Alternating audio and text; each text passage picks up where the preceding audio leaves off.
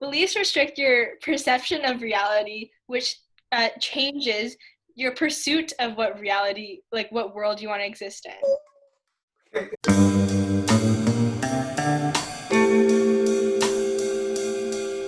Recently, one realization I've been having it's how much your beliefs define reality. Right? So there's this whole book written on this study called willpower depletion. It's this idea of willpower depletion, which is you have limited willpower, right? You can't Mm-hmm. force yourself to go through something. Therefore, you need to like take care of yourself, all that. But then they figure out that the reason why willpower depletion is actually not a physical thing, or majority of it isn't. The reason why people's willpower depleted is actually because they believe that their willpower depletes. So because they Oh, believe that their willpower is limited, their willpower actually becomes limited. And for the people that believe that their willpower is limited, their willpower actually becomes unlimited. And I think this especially illustrates this concept of how much your beliefs define reality, right? Because willpower depletion, it makes so much sense. It's like you have this battery that's like willpower, right? And you take energy to, make a hard decision. You take brain power. right. It feels like that intuitively should be something that feels like it's a limited resource. Yet, as long as you believe that it's unlimited, it's unlimited. So now let's think about like how much does that apply to so many other things, right? Like, Mm-hmm. what about the easy, less controversial example is like, or I would think this is less controversial than other ones. Is like, let's say you believe that you're confident or you're happy, whatever, Mm-hmm. or like you're feeling good, or like any sort of self-help advice, right? If you believe that it works, likely it will work. Especially when you're talking about self-help, it's like super subjective. It's not even like. So what I mean by that, I can give an example. Is like if you use this to-do list, you'll be 10 times more productive, right? Productivity by itself and like the actions that you take, it's like a mindset. It's Right. super subjective rather than, let's say, startup advice and building something. So because of that, I think it's most of these thoughts are all malleable, right? You get to choose your reality that you're living in based on your belief. It's not like there's one objective answer. Like the objective answer is Mhm. based on what you believe. I'd like to Yeah. add, like, also, like, yo, like, you have this world where, like, you never know if you truly have willpower or not, but the world in which you, like, believe that you do have, that's, like, way better, right? Because I forgot the term for this, but it's basically, like, you don't know for sure that there's going to be a tomorrow. It's, like, better to, like, believe in some, like, in that world than like to live in constant fear that you're gonna like die tomorrow because you're more likely to like pursue more stuff, right? At the end of the day, what I just talked about means that you have different realities that you can choose, right? Right. Like these are no longer just one is an objective reality, but rather based on what people believe, that becomes their reality. What you just talked about is the idea that we should choose whichever reality that is the most useful. Right. That makes sense, right? Like, why choose? Like, Okay, wait. yeah. I think we're thinking in like too much abstract thought. Like, let's like pick a scenario. Okay. Okay. Okay. Let's say Let's say, Michael. Okay. okay, Yeah. Michael wants to okay, create his own startup. okay. Um. Before I talk about this example, I want to change one thing though. When I talk about your beliefs becomes your reality, sometimes it's not like there's more nuance to that, right? Yeah. It's more that your beliefs modify your reality and it modulates it. So for some cases, like the willpower depletion thing, your belief quite literally becomes your reality. For other things, maybe like founding a startup, like the example I'll talk about, your willpower might not completely equal your reality, but it can change your reality. Okay, Yeah. so here's what I mean Yeah. with the startup. Suppose I'm a startup founder trying to get investments. Okay, you I'll know the invest. statistics, right? You know the statistics, like 9 out of 10 startups fail. And like never, and to get an investment too, that is like, I mean, I don't know the exact stats, but I can imagine Yeah. it's not every startup's gonna, raise like $1 million, right? Right. If I believe that, which which I guess it makes sense, right? It makes sense that you can take the average statistic. If you believe that, Like some people might deem that as an objective answer. Just like in so many other fields. Like I'm just using startups as an example, but you see this in so many other things, like willpower depletion, right? Or sometimes in self-help, like or like other example of people saying like they're not attractive, right? Like maybe objectively what they're saying is true, but remember that your beliefs is one of the parameters that modulates your reality.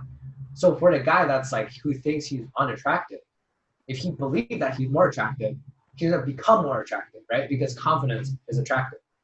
Mm-hmm. Whether how much that ups his attractiveness, well, maybe not too much, yet it still helps. Therefore, it makes most sense for him to choose that reality or choose the belief that best serves him well, right? Same thing with startup founder. If I rather, instead of choosing the average statistic, but rather choose that I'm destined for success. Like my startup is the fucking littest thing in the fucking world, right? If I believe in that, like that increases my confidence and increase my chance of actually building that startup. Because what you believe, you'll want to make it true badly, right?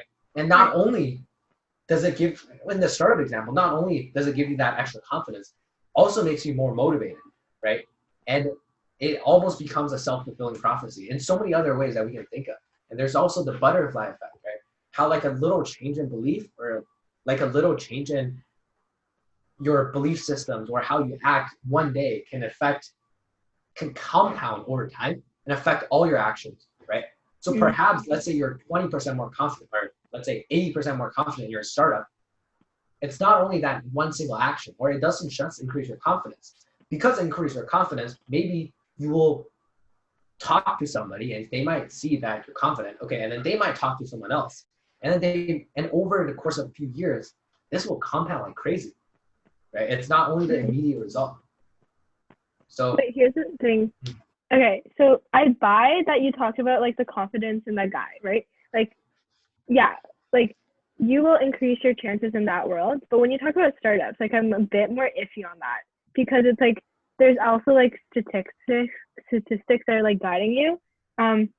Like best case scenario, like the amount of like impacts that you have is like, like your team believes in your vision, so they work harder and you're able to like push out work. But let's say it's like there's like a structural barrier in which like you're not actually working towards like something that is like profitable business wise, right?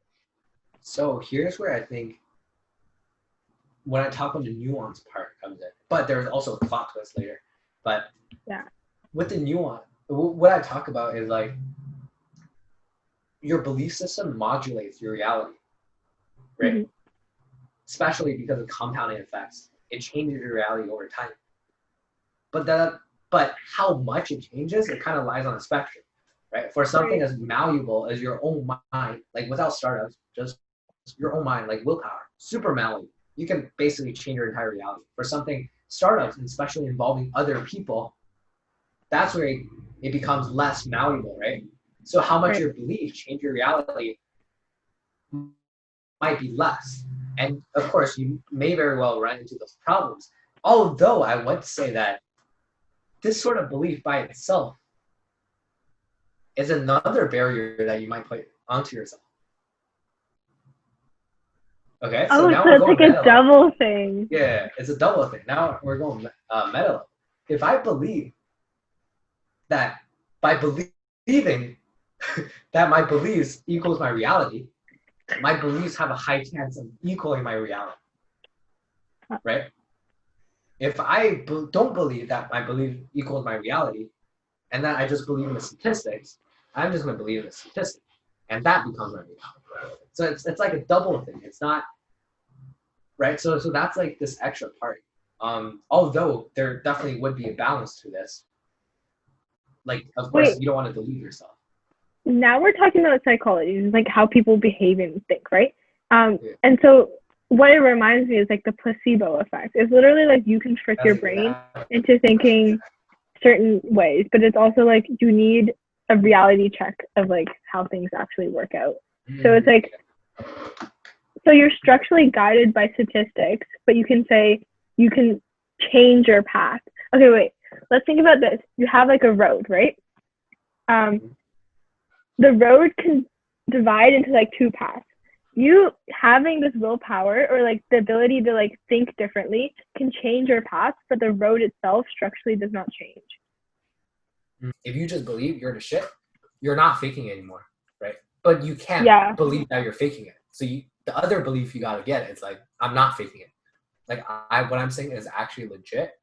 And if I think I'm faking it, I'm gonna tell myself that I'm not gonna fake it, and I'm also gonna believe that that I can choose my own beliefs. Right? That's another thing. It's like for stoicism to work also, it's like you gotta believe it works. Right? Well, okay, what you're talking about sounds like secondary thought, right? Like I can't change my intuition. Well, there are ways, but like right now in the moment I can't, right? So like the second thing, like that takes effort. Like it takes effort to remind myself, like always, like like have confidence. Run this like logical program for you to believe that you have confidence, right? Like I need to be reminded of that first, right? So like that takes time. So how do you even create that type of like accountability or like allow the program to run? Look at this like AI reference right here. No, that is fucking no. I love that analogy. That's actually legit. Like shit. That's like next level podcast material. Okay, how do you allow that program to run efficiently? Right. I think there's two answers I want to give. Essentially, your conscious mind, your subconscious takes time to change. Right. Like it takes time for you to like ingrain something into your subconscious, right? Like you can consciously believe like, well, I'm confident, but your subconscious might be different. So the best way to change that then is to just force yourself, like consciously just every time you feel unconfident. I mean, of course you gotta be aware first, right? So that's one thing. You gotta always be aware, be brutally honest with yourself, and then just as soon as you catch it, have some sort of mental note. Like, yeah, I'm the shit. So just have that mental note, right? In the back of your mind. And that's a good way to run that program.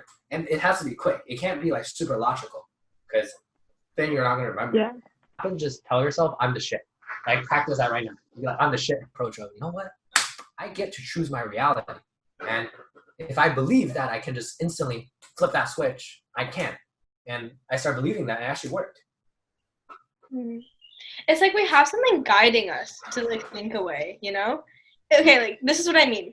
Okay, first, your mind has a pattern recognition of how things work and the consequences that occur, right? So that leads you to think a certain way for you to really be like, yo, like if I do action A, consequent A is going to happen, right? Mm-hmm. So then that controls how you act, right? Because you don't want certain consequences.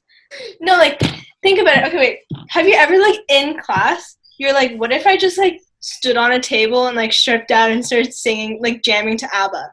Like, I'm never gonna do that, but that's like totally possible for me to do that. Consequences are probably guiding me not to do that, right? We know the result of something before it can even happen.